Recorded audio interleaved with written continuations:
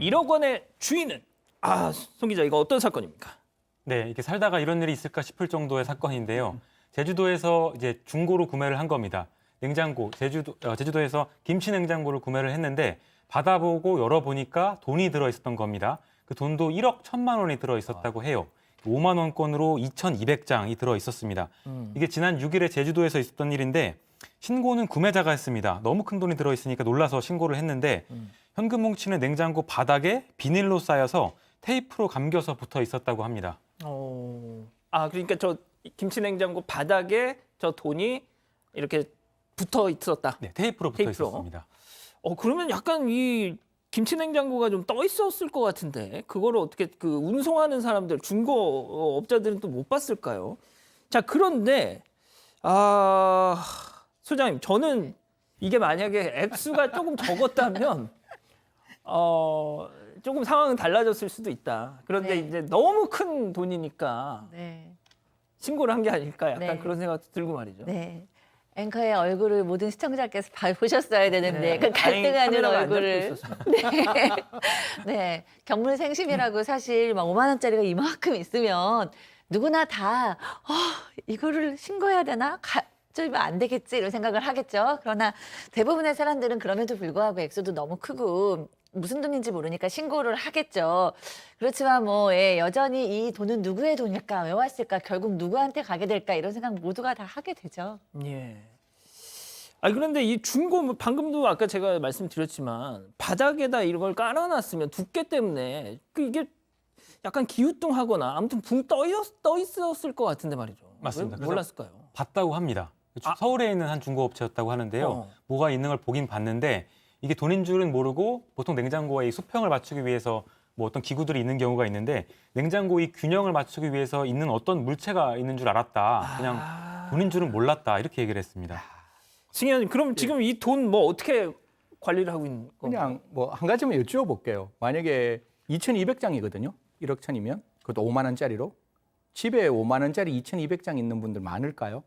요즘 현금 거의 생각보다는 많지 않죠. 현금을 집에 쟁겨놓지는 않으니까 그것도 특정한 어떤 금고가 아니라 냉장고, 김치 냉장고 밑바닥에 이런 어떤 과정을 좀 살펴보면 사실 이 돈이 적법한 돈인지 아닌지를 확인할 게 저는 제일 먼저 필요하다라고 생각합니다. 이 돈이 범죄 수익이라면 국가가 몰수해야 되는 돈이고 그게 아니라 정말 한 사람이 자기의 피땀 흘려서 돈을 모아서 은행도 믿지 못하고 다른 데 믿지 못해서 그 김치 냉장고 밑에 그냥 붙여 놓았다면 그는 그 사람의 소유가 되는 거니까요. 그러면 이때 이제 유실물법에 따라서 그 소유자와 이 물건을 찾아준 사람이 이제 분할할 수 있는 가능성이 열려 있는 거죠. 박 변호사님, 네. 근데 주인이 아닌 사람이 이거 내 겁니다 하고 만약에 나오면 그거 어떻게 돼요? 확인해야죠. 어떻게 했는지 확인 절차를 거칠 겁니다. 공고를 지금 해서 6개월 내에 주인 소유자를 찾지 못하면 신고자, 이 습득자가 이것을 가지게 돼요. 저는 잘 신고했다고 생각이 들어요. 어쨌든 간에 이 6개월 이내에 아무도 안 나오면 본인이 이제 세금은 좀 내야 됩니다. 기타 소득을 얻었다고 봐요. 22%를 공제를 하면 대략 8,580만 원을 획득할 수가 있습니다. 자, 이제 근데 그게 신고한 분 입장에선 가장 해피한 네. 엔딩이잖아요. 네. 안 나타나서 내가 먹는. 네. 그런데 이 관련 기사에 달린 댓글들 보면 이 와중에도 또 세금을 떼는구나. 세금은 수익에는 세금이 다 있다. 어떤 이익이 있는 곳에 세금이 있다. 좋게 내야 됩니다. 22%. 그렇죠. 22% 기타 소득입니다. 이게 그럼 로또랑 같은 건가요?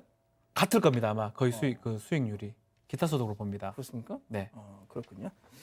자, 그런데 돈의 출처가 지금 가장 밝히는 게 관건인 그렇죠. 것 같은데요. 승현님. 네네. 그러면은 이게 지금 아까 박 변호사님 말씀이 6개월 내에 그게 밝혀지지 않으면 가지는 거고. 갖는다. 이게 예, 왜 6개월 기간을? 그게 이제 공시 최고 기간이라 그래서 이게 너무 짧으면 내가 돈이 있는지 없는지 그걸 신고할 수 있는 기간이 너무 짧잖아요. 이거는 법이 정한 기간이 6개월인 거고 수표도 그 수표 잃어버리고 난 다음에 일정 기간 신고를 할 수 있는데 이거보다 조금 더 재밌는 이야기 하나 해드릴게요. 이거는 지금 김치 냉장고 밑바닥에서 발견했잖아요. 오늘 정말 식구들하고 같이 영화관에 가셨어요. 영화관에 가셔서 영화 딱 보고 오는데 밑에서 수표가 나왔는 거예요. 수표가 1억짜리 수표가 빵 나왔어요. 어디 밑에서요? 영화관 밑에 자리 밑에서. 자리 밑에. 예, 1억짜리 수표 딱 나오면 그 수표를 찾아주게 되면 지금 일반적인 유실물 이런 경우에서는 100분의 5에서 100분의 20 정도까지 보상금을 받을 수 있는데 주인이 나오면 영화관이나 어떤 특정 장소에서 하면 반반입니다. 그러니까 영화관에서 만약에 1억을 딱 주었으면 그 딱 신고를 하면 그 신고 주인이 나오더라도 보통은 아까 5%에서 20%잖아요. 네네. 이런 어떤 영화관이라든가 특정 사람이 출입할 수 없는 장소, 지금 이 스튜디오 안에서 1억을 발견되면 제가 50%를 가질 수 있으니까요. 물건 발견하면 무조건 신고하시고 만약에 신고 안 하면 점유이탈물 횡령죄로 형사고소 받을 수 있으니까요. 정말 뭐 파인들 스키퍼스가 아니라 정말 모든 어떤 나의 이익물이 아니라면 신고하셔서 적법하게 그것을 6개월 이후에 자기가 가지든지 100분의 5에서 20을 자기가 보상금으로 받든지 특정한 장소에서는 반반 가질 수 있으니까요. 그렇게 처리하시는 게 좋다고 생각합니다. 그렇군요. 아니 좀 근데 어떻게 생각하세요? 이거 좀 말씀을 주실 요거는 만한 분이 애매한 부분은 있어요. 한 100 정도면 이거 또 돈 얘기하면 잘못되는 다 점유이탈물 횡령죄가 성립할 수가 있는데 어쨌든 가장 안전한 방법은 저 방법인 것 같아요. 저는 아마 이분 이렇게 돈을 발견하고 고민했겠죠. 울컥할까? 신고할까? 고민하다가 당연하죠. 그거는 뭐. 변호사한테 한번 물어봤을 것 같아요. 저 같은 변호사라면 이런 방법을 얘기를 할 거예요. 이거 범죄 수익일 가능성은 거의 없어요. 왜? 그렇다고 해도 누가 신고를 못 합니다. 저 그렇죠. 범인인데요. 제가 범죄 획득한 거를 냉장고에 붙여 놓았습니다. 할 사람 아무도 없습니다. 이런 상황이면 제가 봤을 때는 거의 이거는 6개월 지나면 신고자 안 나타날 가능성이 높고요. 그래서 22% 세금 떼고요. 8,800 드십시오. 그게 좋은 방법이라고 아마도 조언을 했지 않을까 법률가가 그런 생각이 듭니다. 그렇군요. 안 그러면 구속될 잘못되면 범죄가 될 수 그럼 있어요. 박 변호사님 말씀이 이게 일단 범죄와 관련된 돈일 가능성이 좀 있다고 보시는 거예요? 범죄죠. 이걸 누가 정상적인 사람이 그걸 그거 붙여 놓습니까? 그렇군요. 그런 또 사람 있을까요? 없을 겁니다. 제가 봤을 때 없습니다. 금고에 넣어놨겠죠. 제대로. 누가 그거 왜 붙입니까? 겁나서 붙여 놓은 거죠. 알겠습니다. 아무튼 좋은 팁을 또 알려주셨네요. 자, 두 번째 사건 이렇게 마무리하고요.